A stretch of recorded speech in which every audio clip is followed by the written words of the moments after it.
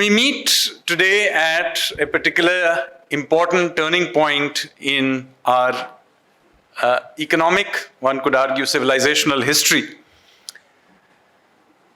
When we are right now already the world's third largest economy in purchasing power terms, in dollar terms, we are already the world's fifth largest economy. This year, we will be hitting a GDP of $4 trillion. And given that Japan is just a little ahead of us at $4.1 trillion, by this time next year, we would be able to say that we have become the world's fourth largest economy. And Germany is at about $4.6 trillion economy. So given that in nominal terms, we are going at least 10% or thereabouts, I think in about 18 to 24 months' time, we will probably go past Germany to become the world's third largest economy. Now, you may have already read about this before, but nonetheless, it is important to point this out that we are now well on our way to becoming genuinely the world's third largest economy. However, this journey has been a difficult one. And despite becoming the world's third largest economy, of course, we will still be, in per capita terms, quite a poor country. We all know this. It is also important in this context to remember, therefore, in order to continue to lift hundreds of millions of people out of poverty, to be able to take our rightful place on the world stage, we need to continue to grow at this current level, which is running at 7, little bit above 7 kind of GDP growth rate over a full generation. And this growth rate is not going to be sustained by some divine right. It has to be earned every step of the way, which means that we have to continue to reform our economy. Policies matter. Policies mattered before 1991, which is when, through half a century of poor policy making, it finally collapsed. In the subsequent 30 years, you've been a part of that journey. Our economic performance has definitely improved. But just at the threshold of the point where we can take off, we need to remember that we will need to keep reforming. And there are a whole bunch of reforms that we need to keep doing. So I'm going to tell you a little bit about the business of doing economic reforms, and I'm going to specifically talk about a particular kind of policy reform which is not talked about much, but in fact, a very large proportion of reforms are actually of this category, which is that of process reforms. So what are process reforms? You see, most of the time, you hear the word reform, you also hear the word structural reform. So what is a structural reform? Structural reform is when you fundamentally change the structure of whatever sector or activity that you're talking about. And in the last 30 odd years, we have done lots of structural reforms. The original 1991 reforms was a structural reform because we removed license permit, the entire structure of the thinking of our economy changed. More recently, we have done structural reforms. We introduced the GST. That was a change in the structure of our indirect tax system. Not only that, we effectively created a common market. And I would argue that GST is like a free trade agreement that India signed with itself. Then there was the insolvency and bankruptcy code. That's a change in the way we think of creative destruction in a market-based economy.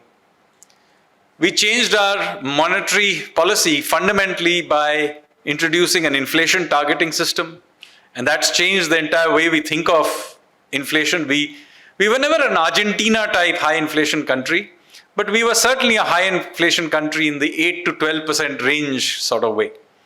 Today, inflation has been much more contained in the 2 to 6% range, and we have been there essentially since 2016, except for a couple of times when we went above it. So those were big structural changes. However, there is another kind of reform called process reform. Here, we don't actually change the structure, but given the structure, you make it go a little bit better. This is the real nuts and bolts of reform. Many of the things that all of you ask for when you ask for reform is actually this process reform. It's about things, the nitty-gritties that get in the way of daily life or running a business and so on. And we have spent a great deal of effort in recent times trying to sort this out. Literally hundreds of these process reforms have been done. So I will, in the course of this presentation, give you a flavor of a range of these process reforms. I have deliberately chosen ones that I have something to do with it because, I have a better sense of them. But, large parts of the government are also doing similar things. So the question then arises, how do you go about doing process reforms? Now, one of the strange things about process reforms is, because structural reforms are big and cool, you tend to see them on the front covers of your newspapers. Process reforms tend to be small, relatively boring changes, which may turn up somewhere in the 5th page or 6th page, small column. Those in that particular sector may know about it, but most of you will not know about a process reform outside of your sector. But the cumulative effect of this, I would argue, is huge. In fact, in some ways, even bigger than that of structural reforms. In fact, some structural reforms wouldn't work but for the subsequent process reforms. So how do you go about doing process reforms? Now, to understand this, many of you here run businesses or have done an MBA. You will remember from your time while doing an MBA about doing business process re-engineering. In fact, this is something that companies do routinely. You take something that is inefficient in your company and you change it. For some strange reason, governments, and I'm not just saying the Indian government, governments around the world tend to be rather reluctant to do this. In fact, after I began to document the Indian reforms, I discovered that there are very little literature worldwide on process reforms in government. So that is one of the reasons I began to document our own. So how do you do it? Well, it's not so different from doing business process re-engineering. The first step is to decide, why is there a need for a reform at all? What is the inefficiency you're trying to fix? Now, once you have clearly identified this, the second is to do a mapping of the as-is process. So how the process works today. Then you find in that, by doing a process analysis of exactly what are the blockages in the system. Very often, there may be 10 steps in something, but in fact, one step causes 90% of the problem. So you actually do not need to solve the whole system, but to somehow unblock that one little bit. But in order to do that, you have to first have done the mapping. Then you have to do reforms. And then very important, many people forget this, you have to then monitor the new process to see if you actually succeeded. Very often you may have succeeded in doing something, but caused all kinds of unintended consequences somewhere else. So this is importantly an iterative process using feedback. It's not a one-time introduction. So with that in mind, let me now tell you about the reforms we have done. So what are the kinds of process reforms you can do? So I've identified 6. If you can think of another one, you're happy to give me another example, I'll add it here. There's no hard and fast rule. As I said, there's very little academic literature, so I'm creating it as we speak.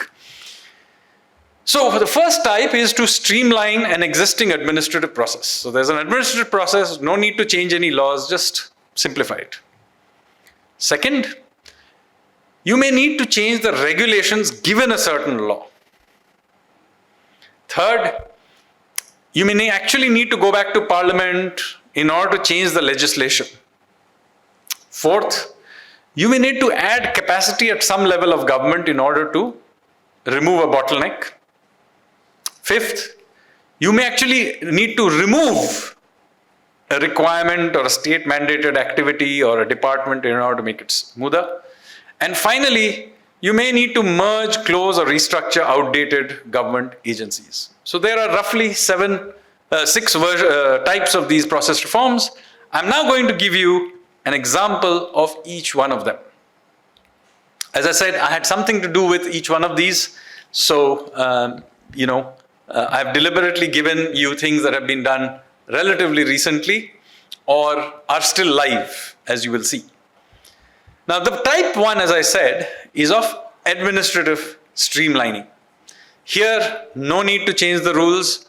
All you need to do is to do whatever you're doing better. Now, this example is about the voluntary liquidation of companies. Now, everybody knows about insolvency and bankruptcy, which is an involuntary liquidation of company. But in fact, some 90% of companies that are shut down every year happen entirely voluntarily. The owner has got sick of running the company, some personal reason, kids don't want to run the company, they want to shut it down. Sometimes you're trying to merge, the mother company is trying to merge subsidiaries. Sometimes the technology has changed, consumer behavior has changed. The entrepreneur thinks that the time has come. So these are not companies that are in trouble for some reason. They may be perfectly good, even making profit companies, that for a variety of reasons you just want to shut it down. Now there are two ways of doing it. One is under Section 248 of the Companies Act and the other is Section 59 of IBC. I'll ignore the second because the first is the primary route through which companies tend to be shut down. Now, till very recently, shutting down a company in India was a very painful thing to do. You may have no outstanding tax issues, no litigation, all your workers and employees have gone away happily, and yet years on end you have to keep that company alive because somehow the registrar system just wouldn't strike it off.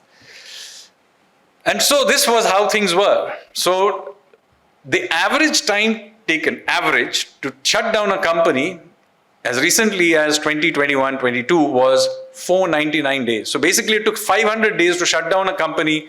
Everybody agreed should be shut down. And this is average. We in fact discovered that there were 28,536 pending cases, out of which nearly 10% were pending for more than 1,000 days.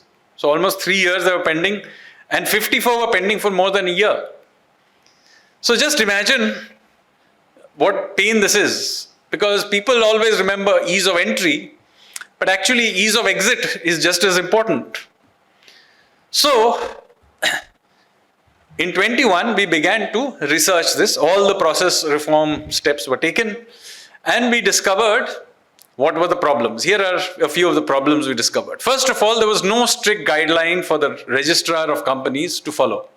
So there were various steps to be taken, and those steps were not really there was no real guidelines, so there was no real reason for whichever department or individual to really get back to you in a time-bound manner. By the way, in the IBC, it was even worse. You had to take a whole bunch of NOCs, which are not there in the Act, interestingly, but you had to take them for some reason in sequence. First of all, those NOCs are not even really needed, but even if you wanted to have them, they can easily be done in parallel. So these kinds of blockages were there. But the biggest blockage was the strangest of all. You see, in order to strike off a company, that company's name has to appear in a newspaper in order that everybody knows that this company will be shut down. If there happen to be some creditor or somebody with a problem with this company, they can raise an issue. And this striking off from the newspaper used to take months on end, 6 months, 7 months, any amount of time. So this was a major bottleneck. And then there was a lack of standardization of documents. So different ROCs were asking for different documents and so on. So once these were identified, an effort began to be made and the process was cleaned up. Very importantly, a faceless system called CPACE was announced in the budget in February 2022 by the Honorable Finance Minister in the Union Budget speech.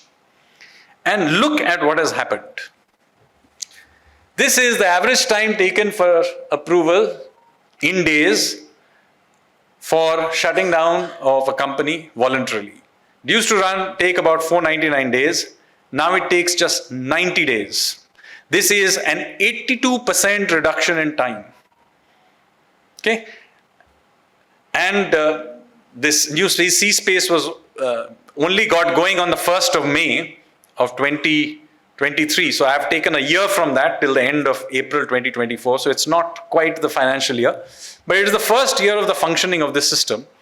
And frankly, this is the fastest you can shut down in any part of the world. My own view is it can't be faster than this, because you do need time for some of the processes to happen and for people to get back and all that kind of thing. So just one example of something that went from being one of the most hopelessly inefficient in the world to becoming perhaps the most efficient in the world. Second type of change. This is a reform where the law is okay, but the department's regulations under the law have some problems that happen. Now, this particular instance relates to something called OSPs, that's other service providers, but most of other people that's what it's called in the law, but that's what most of you will know as the IT BPO sector. Now, what was the problem? The problem was that there was no clear definition of an other service provider. So anybody using telecom systems till just 2 years ago to 3 years ago now could be essentially declared an OSP. And every OSP that was using telecom lines to do business was expected to follow onerous rules and regulations, including, for example, every location had to have an EPA-BX machine in their basement. So any of you who have run an IT BPO business will know this, that you had to actually have an EPA-BX machine. By the way, there may be people here who are too young to even know what an EPA-BX machine is. It's a 1980s, 90s technology of a system of exchange, private automated branch exchange. And for a generation that now thinks in terms of the cloud, it is quite absurd that till 3 years ago we were expected to have this. But what is even more bizarre is that since there was no clear definition of OSPs, every one of you who was working from home was actually technically in violation of this law. So work from home, unless you had specifically got yourself an okay from the telecom ministry, you are all in violation of it. Even worse, you needed a separate registration for each OSP. So even if you were registered, but some of you were working from the cafe or different places, it didn't work. Every single location required you to do it. So it's not good enough that your employer is registered. Your actual home, your cafe had to be registered. But there were even more absurd rules. There was restriction on infrastructure sharing between domestic and international OSPs. Now let me show you how bizarre it can get. Let's say I have a call center for Singapore Airlines. Okay, random choice. Now, there's an Indian national in Singapore who buys a ticket to come to India, comes to Delhi, and has a problem with their ticket and calls the call center. Is this an international or a national call? Now, frankly, who cares? And yet, you could be fined for picking up the wrong call in the wrong place. So these were the kinds of rules that were there. Now, it happened to be that I discovered this purely by chance, that these kinds of rules were there, because the IT BPO sector had been fighting it for years and had failed to make any headway. But it turned out that when the first lockdown happened, the telecom department issued a notification saying that it was holding all these OSP rules in abeyance till December 2020 in order to allow work from home. Now, I have been long enough in the government by this point to realize that when a department issues a notification like this, what it really is saying that these rules may be absurd, but they still apply after this. So now that since it bugged me, I began to try and change them. And after quite a lot of argument and pushback and all of that, we managed to get these rules changed first in November 2020 and then further in June 2021. So now, for example, there is a clear definition of an OSP. It only applies to voice-based BPO services. And since almost everything is now no longer voice-based but data-based, even voice conversations are data-based, it basically is a meaningless requirement. Second, interconnectivity and infrastructure sharing between OSPs is now allowed. You can work from home remotely, anything. This EPABX requirement is no longer required.